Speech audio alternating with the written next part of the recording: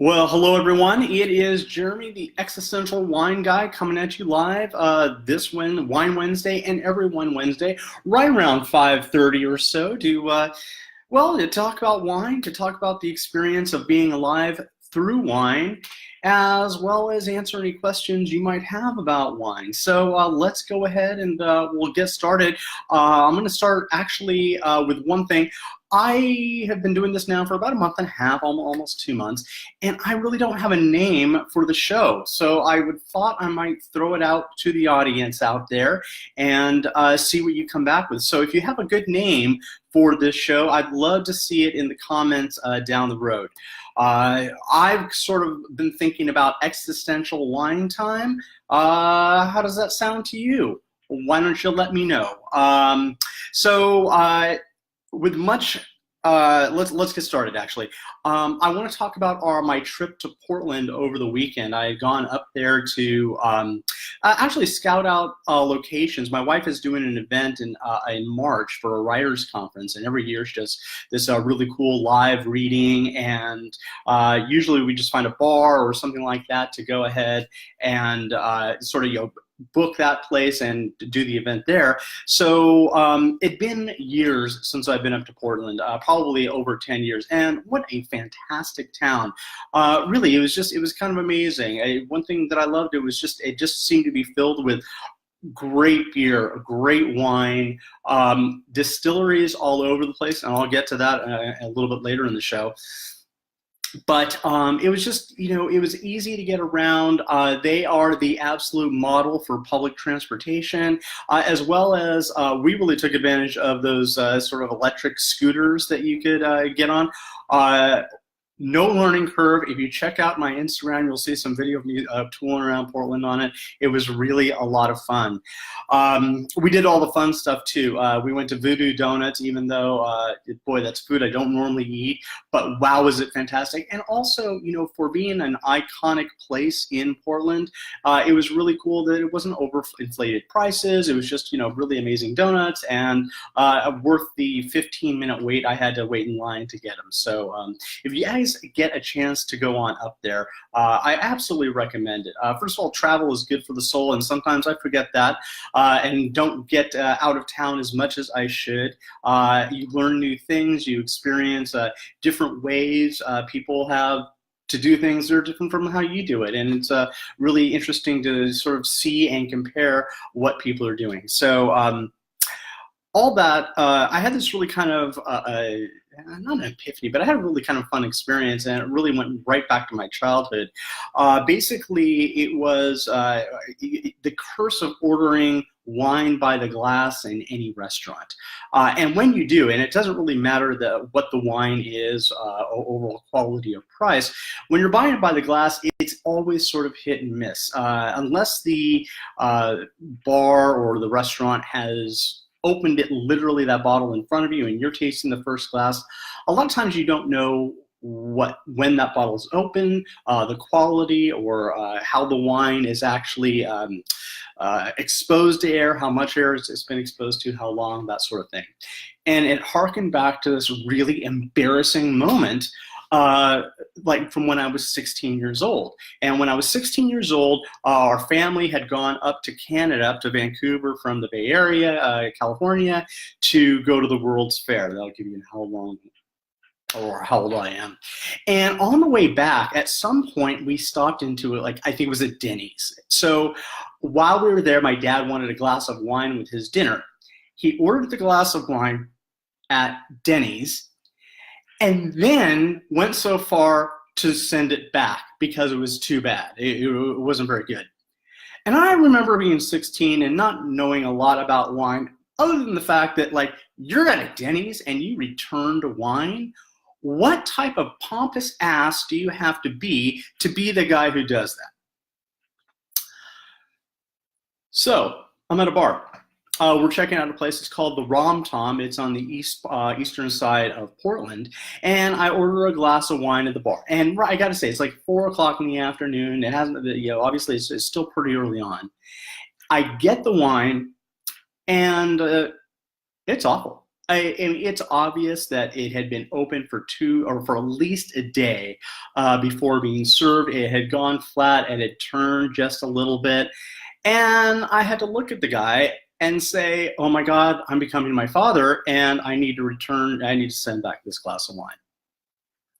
Overall, I had this sort of reflex about it. I was really embarrassed because even though I was paying for this wine, I still felt bad about it, or I should say pompous, arrogant, add the adjective right there, in the idea of returning wine.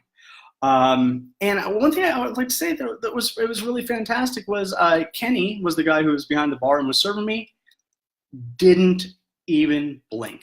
He just took it as a matter of course and just said, okay, boom, what would you like to try?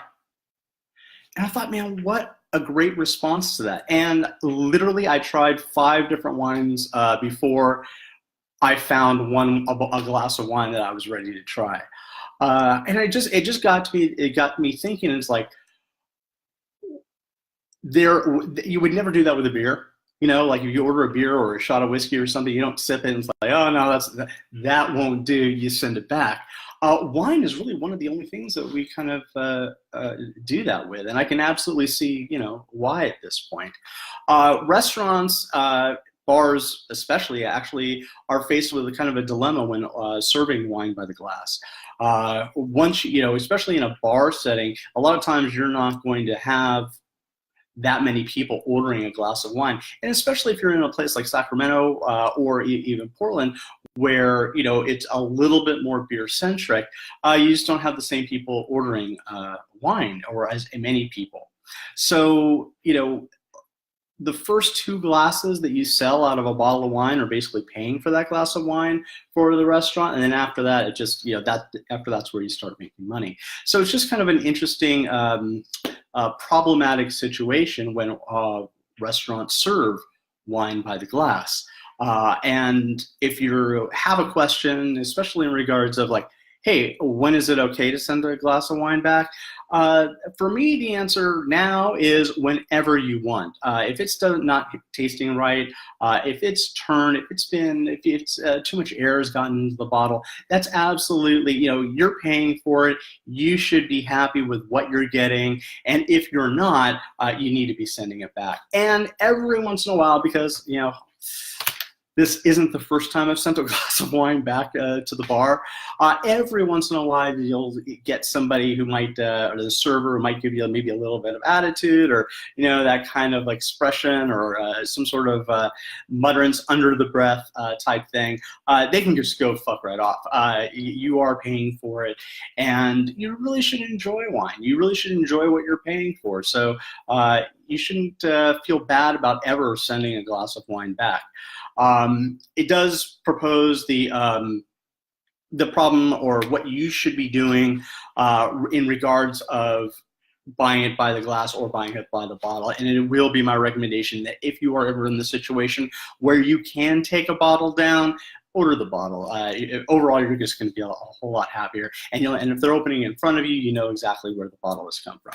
So if you are just joining me, and we've had just a few people just jump in right now. I'm Jeremy. I'm the Essential Wine Guy, looking desperately for a name of this show. So please, in the comments, feel free to throw your suggestions. Like I said, I'm kind of going with Existential Wine Time, or Existential Wine Hour, even though I really don't go a full hour, but it sounds nice. I want to thank a couple people for joining me. Airbag Radio, always good to see you. Charlie McCormish, thank you as well. My brother from another mother, Russ Rays. And also, I got to say, I think I've said this last week, but just love what he's doing with his broadcasts as well. He's bringing a level of professionalism, and I wish I had, even though I've been doing this a little bit longer.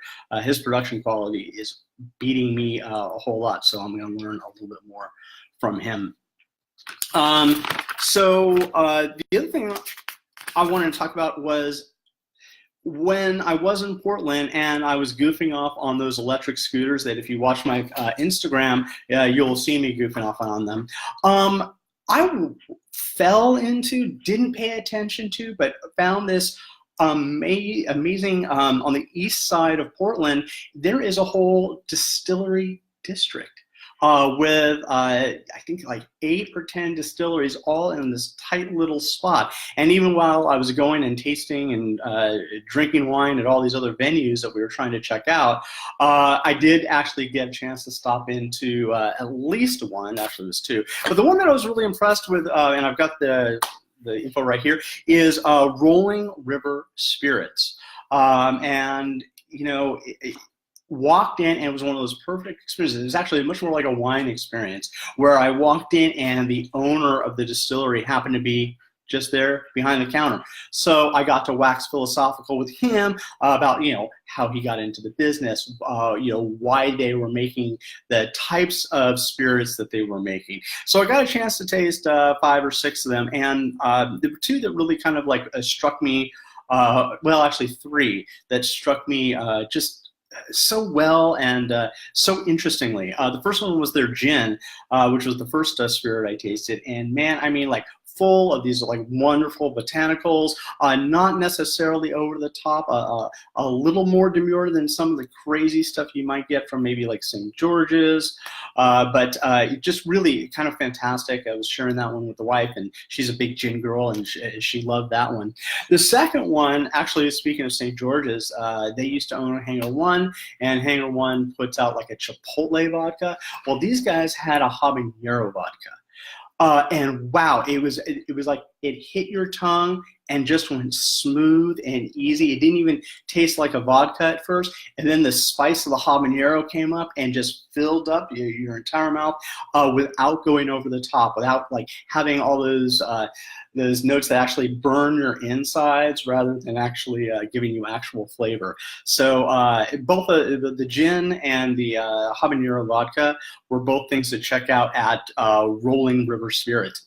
And then they gave me something that was, it's one of those things where, you know, you're either going to like it or you're not going to like it. And basically it was, you know, incredibly young white whiskey. It was moonshine, and that was basically the label on it. And yeah, not my thing, but just full of interesting notes and flavors. I can see how some people could get into it, but for me, and really not so much. But it was really good. But it was really fun to taste. It's always fun to explore, and it's one of the things I enjoy about wine tasting, spirits tasting, and even beer tastings. Is every once in a while you get something that just assaults the senses in a way that nothing else you've tasted or before or very recently, and it does all these kind of amazing. I'm just saying it does all these amazing things, but actually that's not true. Rather, it triggers all these extraordinary memories, kind of like the memory I just told about my father sending wine back at a Denny's. As I was tasting that wine before, that had gone bad, so these were like, you know, kind of awful notes that were, you know, going through my head. It brought back this awful memory. And even like when my dad was doing it, I was 16 and still like, you know, embarrassed for him. It's kind of interesting how we relive those memories and we take a look and see how those memories change and how we look at that memory through more experienced and older eyes. And now when I think about it, I think, oh God, yeah, maybe my dad wasn't quite, sorry, Dad, the schmuck I thought he was in that moment. He really had his own reasons for sending this thing back, and now that I'm looking at it, he was right. So my 16-year-old self got kind of slapped around on that one, and by, you know, me now, sort of 16 years old, just up here, not everywhere else. Again, if you're just joining me, it's Jeremy, the Existential Wine Guy. I want to thank a couple people for joining. Kitty Gaga, thank you so much. Foxlair Solitaire, always good to see you, and hope you had a good time in Hawaii. Yeah, I follow your Instagram too. Also, my buddy Charlie is on here, and who else do we have? Oh my gosh, all these people. Debbie, so good to have you with me. And again, Russ, you're there as well, and got more people joining as well, and they're waving and doing all sorts of things that actually sort of distract me when I'm trying to pull this off, but I appreciate it. Again, I'm looking for a title for my show, so you know, maybe I make it a contest. Let me know in the comments, please. I'd love to hear any suggestions that you might have. What else do we have going on? There's a couple really fun events that are going to be coming up. My friends over at Perry Creek are doing a car show, specifically the Cobra event. Their owner actually has an old school Cobra and brings it out, and then there's a bunch of other cars. So if you get some chance on Saturday going up there, it'd absolutely be worth your while.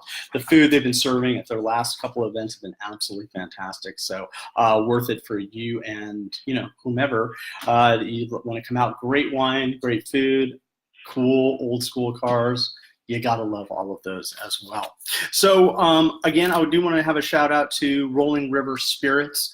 They were so nice. They were so engaging. They basically showed us around, went through almost their entire lineup. But just I love the spirits community, the wine community, the beer community. Generally, these are these are businesses that are, they're passionate about what they do. These are, craftsmen, for lack of a better word. It's a different skill set in each form, to be sure. But there is a community, and that's one thing I asked Rick, the owner, about was, hey, do you know he brought up this sort of spirits trail and said, hey, I said, hey, like, what do you think of these other guys? Do you know these guys? Do you work with these guys? I know what it's like in the wine world. How is it in the spirits world? And it's exactly the same. These guys all hang out together. They're all, sharing their product with each other, tasting, giving notes. It's really, it's a phenomenal industry to be a part of, and I feel pretty lucky that I get to do what I do. Oh, by the way, what do I do? I do some consulting as well, and it's everything from customer experience to front of house organization, as well as marketing for different wineries. Or actually, what I prefer to do is actually teach other people how to market and let them do their thing. I also do. I'm available for private tastings, corporate tastings, speaking engagements, all of those type of things. So if you know anybody, let me know. Send it to my website, existentialwineguy.com. You can always show them my Facebook and Instagram. I'm pretty proud of those at the moment. Always could use more followers, so just saying. But you can definitely direct them to them, and we can start that conversation. What else do we have today? Oh, actually, how are we doing on time? Oh, we're almost done. I do try to keep these to 20 minutes because, we all have a lot of things to do on a weeknight, and sometimes it's short attention span theater to a certain extent. But I really appreciate just the opportunity to have these type of conversations, to wax philosophically about wine and basically how wine affects, how we think about things, our lives in general. So as always, if you ever have any questions, comments, or concerns, would love to see them in the comments. And if you're not watching live, don't even worry about that. You can always watch it later on Facebook. And I've been threatening to do this, but I'm opening up my YouTube channel that will host all of my Facebook and Instagram lives there as well.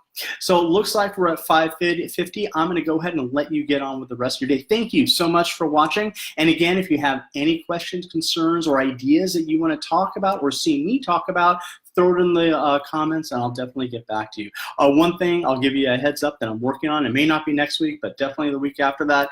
What wines to drink with the Star Wars movies? Oh, yes. I'm a nerd, and Star Wars is definitely one of my nerd things that I attack, and we're going to have a lot of fun with that one. Until then, thank you so much. I'm Jeremy, the Existential Wine Guy, and I will see you next Wednesday. Thank you. Cheers.